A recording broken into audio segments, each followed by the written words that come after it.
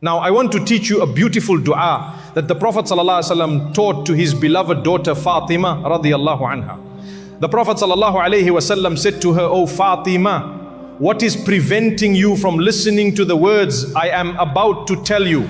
And then he said, يا حي يا قيوم برحمتك أستغيث أصلح لي شأني كله ولا تكلني إلى نفسي طرفة عين. O ever living, O sustainer of all things, I seek assistance through your mercy. Perfect for me all of my affairs and do not leave me to myself, even for the blink of an eye. He told her to say it once in the morning and once in the evening, like spiritual medicine. Just like how some people must take their medication twice a day to avoid pain, this dua is your spiritual prescription.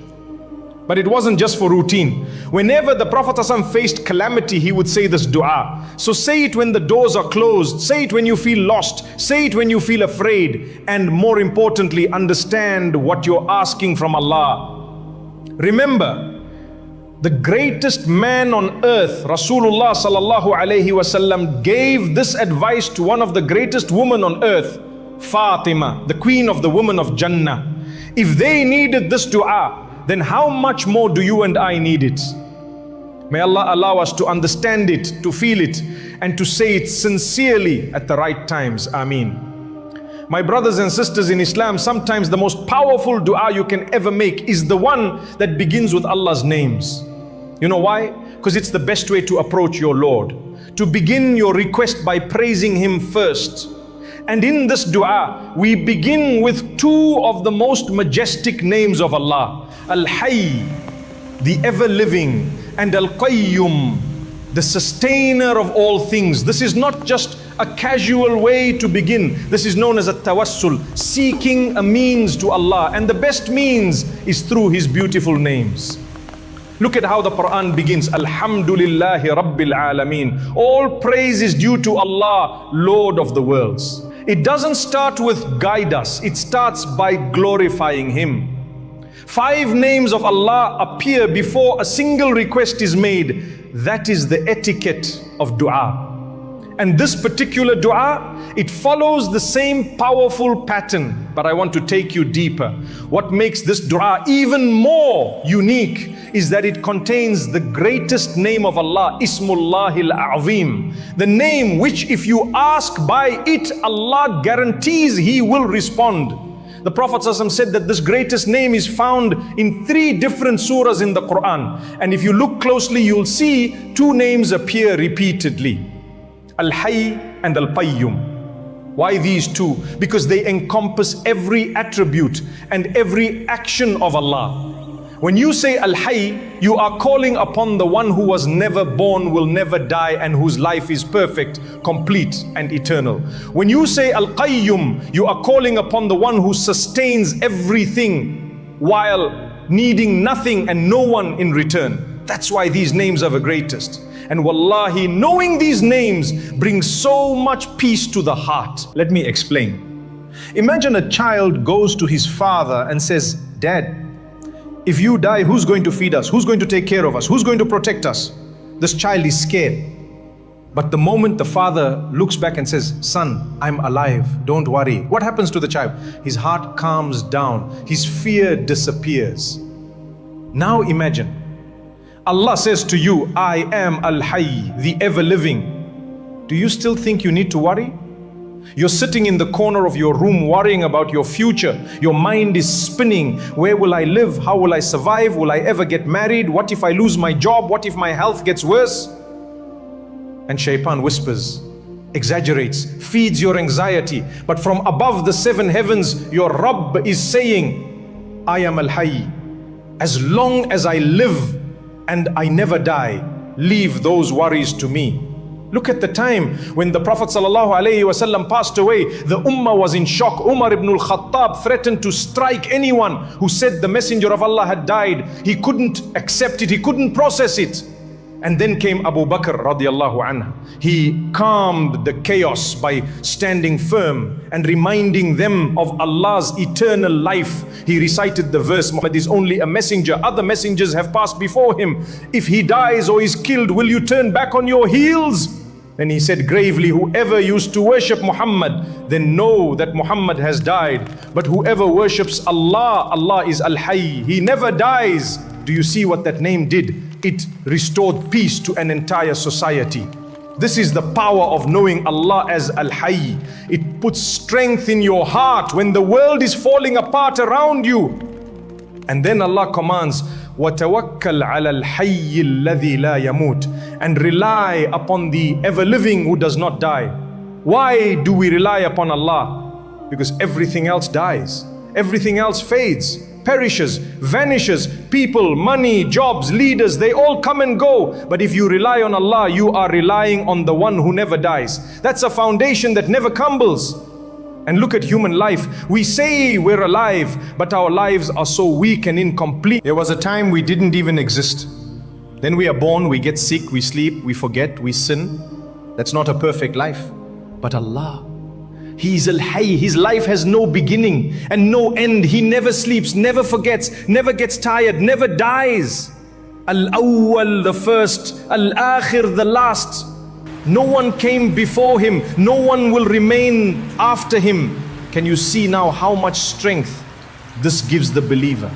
Other people worship idols, cows, animals, ancestors, statues, dead things that don't speak, don't hear, and don't answer. But you call upon Al-Hayy, the one who listens to every whisper in your heart, the one who responds when you raise your hands. Even the prophets would call to Allah using his name Al-Hayy. Look at Ibrahim alayhi salam. He told his people, do these idols even hear you? Do they respond? Do they benefit you? Of course not, because they are dead. But Allah, He is Al-Hayy. He gives life in ways you could never imagine. And He will open doors, even when you think all the doors are shut. So don't lose hope. There was once a man among Bani Israel who was killed intentionally, murdered. But no one knew who the killer was. The people were confused. They didn't know how to solve the case. So Allah, in His infinite wisdom, gave them a command. He told them, slaughter a cow, take a piece of it, a limb, and strike it on the dead man. And when they did that, by the permission of Allah, the dead man came back to life. And he pointed out the one who killed him, and then he died again. This story is mentioned in the Quran. Why? To show you and me that Allah can give life however He wants, whenever He wants, to whomever He wants.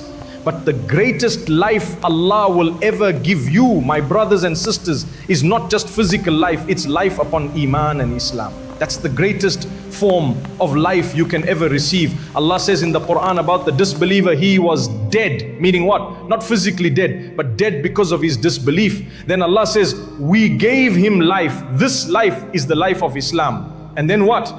We gave him light, meaning the guidance of the Quran. And he carries this light among the people, spreading it wherever he goes. This is the type of person Allah praises. This is the soul that is truly alive. So when you make dua and say, oh Allah, give me life, you're not just asking for physical existence. You're saying, oh Allah, give me the best kind of life, the life of faith, the life of Iman, the life of Islam. Keep my heart alive with guidance. And this type of dua, this yearning, this longing always brings us to reflect on one of the greatest names of Allah, Al-Hayy. Al-Hayy, the ever-living, the one who is self-sustaining and sustains all things. He depends on no one, yet everything depends on Him. He doesn't sleep, He doesn't rest, He doesn't get tired. He is Al-Hayy. He gives life, He takes it. He sustains and provides. He guides, He helps, He assists, He uplifts, He protects. That's Al-Hayy, subhanahu wa ta'ala. You and I, we depend on others. A child depends on a mother.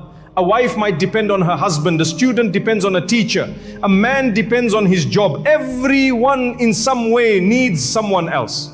But Allah needs no one. Imagine for a moment that someone told you, today you're in charge of your street.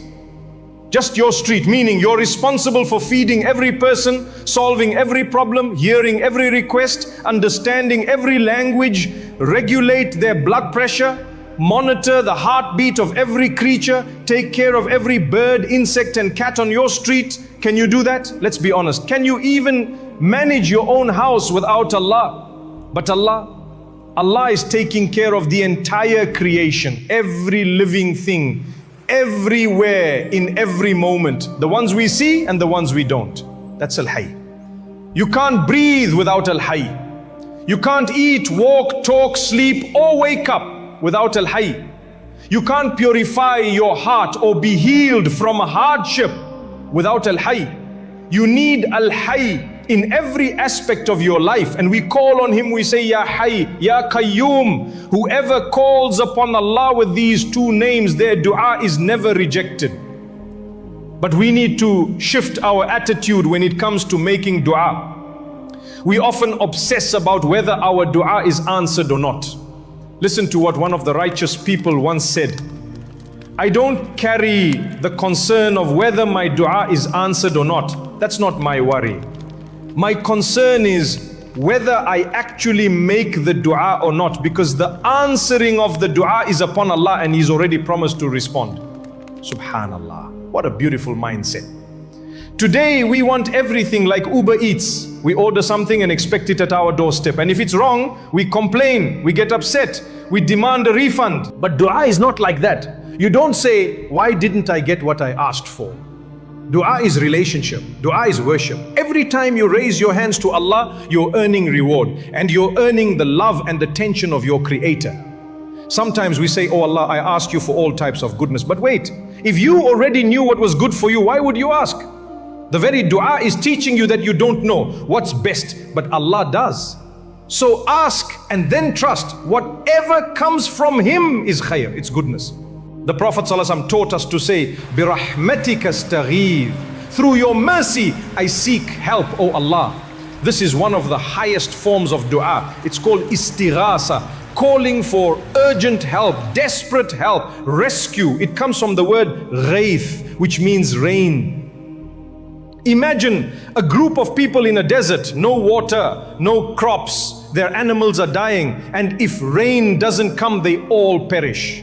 When they lift their hands to the sky and beg Allah, that sincerity, that brokenness, that is istighatha. It's a cry from the heart. Oh Allah, without your mercy, we're finished. We need this kind of dua more than ever today. The corruption, the chaos, the confusion. There are things in life, my brothers and sisters, that have no solution on earth. Nothing. The only solution is above. We see the condition of the ummah in Palestine, in other lands. So much injustice. You ask, where is the solution? Every court has failed. Every system has failed. Every power has failed. But did we forget about istighatha? Go back to the Prophet ﷺ on the night before the battle of Badr. He stood the entire night, hands raised high, not like this, but like this, reaching to the sky, begging, oh Allah, fulfill what you promised me. Oh Allah, give me what you promised. Oh Allah, if this group is destroyed today, there will be no one left to worship you on earth. And his cloak fell from his shoulders. That's how long his hands stayed in the sky. Abu Bakr radiallahu anh picked up the cloak and placed it back on him and said, oh Messenger of Allah, that's enough. Allah will give you what He promised. This is istighatha. This is how doors open, doors you never thought were possible, and it begins with dua. Don't ever lose hope, because with Allah, even the impossible is possible. When the Prophet ﷺ was calling out to Allah before the battle of Badr, desperate hands raised for divine aid, what was the response from our Lord? Allah said in the Quran, when you sought help from your Lord, He responded, I will reinforce you with 1,000 angels following one another. Amazed, subhanallah. This was not just a historical moment, it was a message to every one of us. When there is no earthly solution, divine support is already on its way. The Prophet ﷺ had no backup, no cavalry, no abundance of weapons. They were outnumbered, under-equipped and vulnerable. But they had Allah, and that was enough. You see, sometimes we're in situations where everything seems shut, no doors, no windows, not even a crack of light. And that's where many give up. But the believer raises his hands in the dark and calls out to the one who never sleeps. And when that happens, the help of Allah is nearer than you think.